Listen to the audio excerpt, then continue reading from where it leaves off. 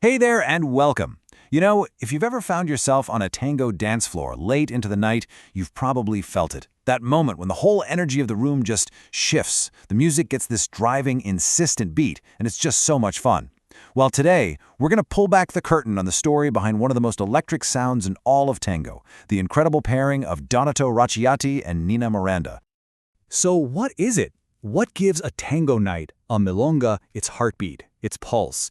It's definitely not just some random playlist, right? No way. A great DJ is like a chef. They're carefully crafting an entire experience, and the absolute key ingredient to that experience is something called the Tanda. Okay, so for anyone who's maybe a little new to this, a tanda is basically a set of songs, usually 3 or 4, all by the same orchestra and typically with the same vocalist. What this does is create this really consistent mood and rhythm for a few dances in a row. It is without a doubt the fundamental building block of a milonga. If you get the tanda, you're on your way to really getting the music. All right, so let's go back to that dance floor. Picture it. It's late, you're dancing, and then bam! The music just hits you with this incredible upbeat, rhythmic punch. It's simple, it's so powerful, and you literally can't stop your feet from moving. Well, there's a really good chance you've just landed in a tanda by Donato Racciatti, with the one and only Nina Miranda on vocals. So, who were these two people who created this unforgettable sound? Let's start with the architect of that rhythm, the man himself, the orchestra leader, Donato Racciatti. He's the guy who laid the foundation, who built the entire rhythmic house for this incredibly danceable music. Now, to really get a handle on Racciatti's sound, it helps to think about his famous counterpart right across the river in Argentina, the legendary Juan D'Arienzo. You've probably heard of him, right? The king of rhythm. Well, you can think of Racciatti as Uruguay's answer to D'Arienzo. He developed this very similar style. It was all about a strong, simple, driving beat that the dancers, the milongueros, absolutely loved. And Racciatti's story is it's fascinating. I mean, get this, he was born in Italy but was Uruguayan through and through, having arrived when he was just a baby. He didn't learn tango in some fancy music school, he learned it on the streets in the neighborhoods of Montevideo. And when he formed his own orchestra in 1948, his goal was super clear: make music for the people, popular music with a beat that you just had to dance to. And boy did he succeed. He became a huge sensation all over Latin America and, this is incredible, he did 14 consecutive tours of Japan. 14. But here's the thing. An orchestra's rhythm, no matter how powerful, is just the engine. It needs a driver, a voice, a soul to really make it sing. And for Donato Racciatti, that soul was the one, the only, Nina Miranda.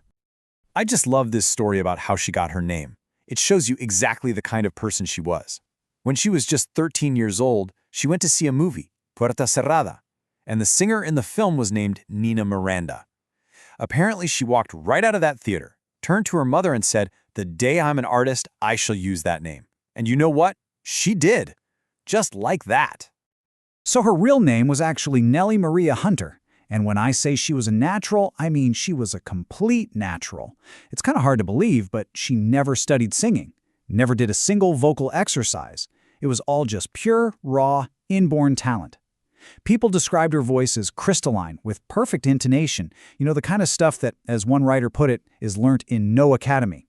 And get this, she won her first radio singing contest when she was just 8 years old. So you had this powerhouse orchestra and this incredible natural talent. How did they finally connect? Well, it was pure crazy chance. It's 1952, and Nina is at a recording studio for something totally unrelated. The producer is in a jam and basically asks her, "Hey, would you dare to sing this tango called Mahuila for us?" Now, she'd never even heard the song before in her life. But did that matter? Nope. They handed her the lyrics, she learned it right then and there, and in just 40 minutes, she recorded the song that would become a massive hit. Unbelievable. And that single, chance recording, well, it kicked off an absolutely incredible, but also surprisingly short period of collaboration. It was a true golden age that would go on to define both of their careers forever. Yeah, I mean, just look at this timeline of Racciatti's career. It's huge, right? It stretches all the way from the late 30s to the late 90s. But see that little sliver there? That's the Nina Miranda period. Just 3 years, from 1952 to 1955. It's amazing to think about such a short time, but man, what a powerful 3 years. In just those 3 years, they recorded 15 tangos together. 15! plus a vals and a candombe. And those 15 songs created this incredible, enduring legacy. They are still, to this day, the absolute backbone of some of the most high-energy tandas you will ever dance to. And what songs they were. I mean, starting with Mala, the one she recorded in 40 minutes flat, and then you've got these absolute classics like Tu Corazón, Gloria, De Tardecita, Vencida, Sin Estrellas, the list goes on. These are the tracks that completely define their sound. They're absolute must-haves for any serious tango music lover. Okay, so let's bring it all back to where we started, the dance floor. How does all this history actually translate into a real milonga today? And what's the lasting legacy of their work and practice? All right, for any of you tango DJs out there, or even if you're just curious about how it all works, here's the playbook. The Racciatti Miranda Tanda is your secret weapon for the second half of the night. You drop it when you need to inject a serious shot of energy into the room. It's for the dancers who aren't tired yet, the ones with gas still left in the tank. And a great pro tip, play it right after a medium-speed vals tanda. The contrast in tempo creates this amazing, uplifting jolt for the whole dance floor. But there's a really dramatic twist to this story. What happened to that incredible voice? Why did this amazing golden age just stop? Well, in 1958, when she was at the absolute peak of her fame, Nina Miranda just disappeared from the music world. Her husband, a powerful industrialist, gave her an ultimatum. He said, "El tango o yo," the tango or me, and she chose him. For nearly 50 years, she didn't sing a note. But wait, the story doesn't end there. Thank goodness. Decades later, long after Racciatti had passed away, and after her husband had too, she was at a tribute event for Racciatti's orchestra. When her name was announced, the entire theater just erupted. A standing ovation. They wouldn't stop clapping until she agreed to sing.